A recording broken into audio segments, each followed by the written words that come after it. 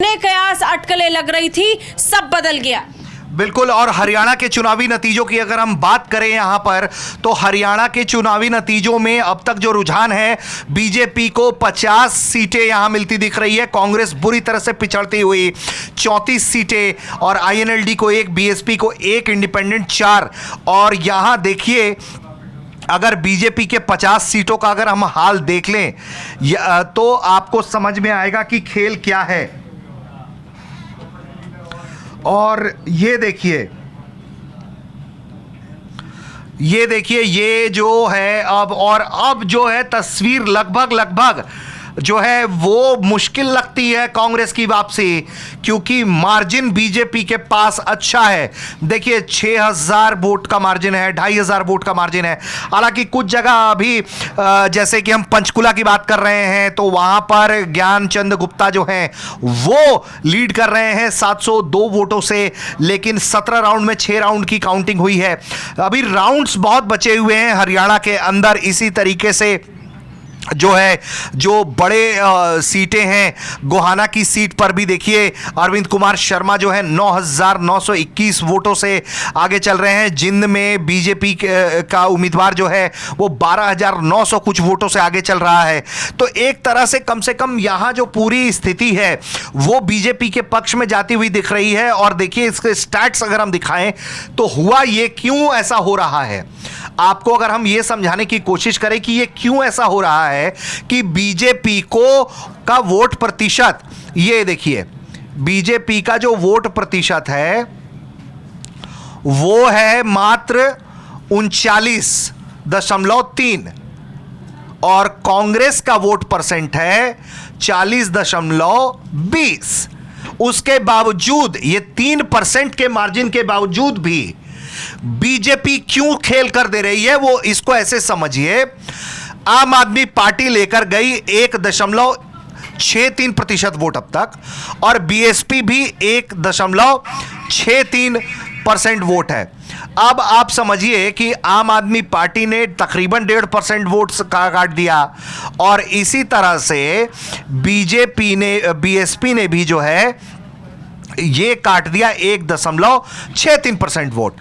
अगर ये आंकड़ा अगर आपको समझ में आता है तो आप ऐसे समझिए कि कांग्रेस के हिस्से में आने वाली वोट ज्यादा पड़ रही है, लेकिन आम आदमी पार्टी और बीएसपी के उम्मीदवारों ने जो वोट काट लिया 3%, और जो 3% का मार्जिन कांग्रेस के पास अभी तक दिख रहा था, जो घटकर अब तकरीबन 1% पर आ गया है, और यह पलट भी सकता है।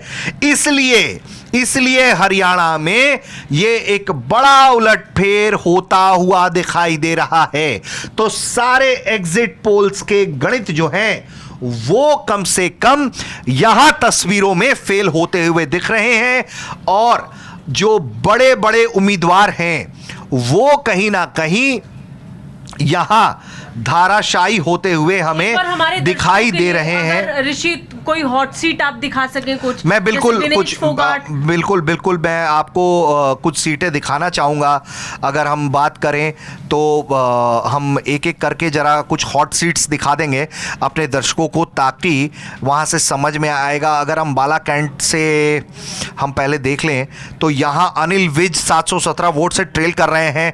खुद को दावेदार बता रहे थे वो मुख्यमंत्री का बीजेपी की तरफ से, लेकिन यहां खुद बीजेपी के जो नेता हैं सांची, वो ट्रेल, हाँ यहां, और अभी 16 राउंड की काउंटिंग होनी है, 4 ही राउंड की काउंटिंग हुई है। तो काउंटिंग भी स्लो है दोस्तों, आपको यह भी समझना पड़ेगा। तो यह हो सकता है कि चुनावी नतीजे किसी तरफ जा सकते हैं। ऐसे में हमने आपको दिखाया कि 717 वोट से ट्रेल कर रहे हैं। और अगर अब हम आपको इस सीट पर लेकर चलते हैं, गोहाना की सीट जो है, वहां क्या हाल है, तो वहां अरविंद कुमार शर्मा जो हैं उनके पास अच्छा खासा लीड है।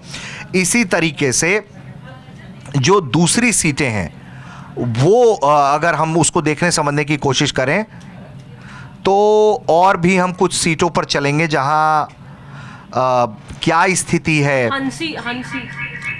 बिल्कुल, हम हंसी का भी हाल देख लेते हैं। हंसी में जो है विनोद बयाना जो है वो बीजेपी के 17,000 वोट से लीड कर रहे हैं। 15 राउंड में 9 राउंड की काउंटिंग हो गई है, तो यहाँ लगता है कि ये इनके पक्ष में समर्थन जा सकता है जो स्थिति है। और इसके अलावा जो कुछ और सीटें हैं उसके बारे में हमें देखना चाहिए। हमें अगर हम आपको बताएं, जुलाना की जो सीट है जिस पर सबकी नज़र है, यहाँ विनेश अभी मात्र 38 वोटों से लीड कर रही हैं। और यहाँ जो दूसरे नेता हैं बीजेपी के योगेश कुमार, वो 38 वोटों से ट्रेल कर रहे हैं। तो बहुत क्लोज कॉम्बैट चल रहा है और 49 सीटों पर बीजेपी इस वक्त हरियाणा में आगे है। और जो कांग्रेस है वो 35 सीटों पर इस वक्त आगे है। और हम कम से कम जो दिखाने की कोशिश कर रहे हैं, INLD 1 सीट पर, BSP 1 पर और इंडिपेंडेंट 4 पर। तो ये स्थिति है तस्वीरों की, और आपको लगातार हम तस्वीरों के जरिए भी दिखाने की कोशिश कर रहे हैं कि क्या परिस्थितियां, और लगातार परिस्थितियां बदल भी रही हैं।